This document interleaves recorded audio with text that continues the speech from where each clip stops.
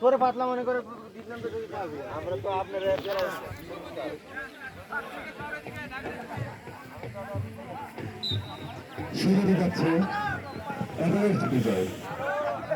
এখানে বাঁশের পরে একটি মুঠি আছে।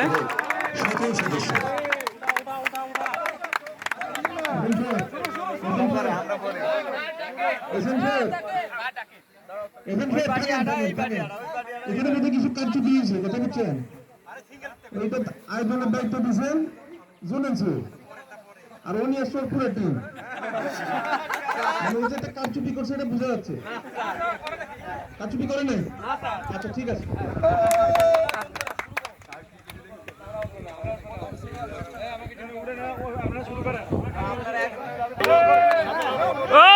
খেলা শুরু হয়েছে।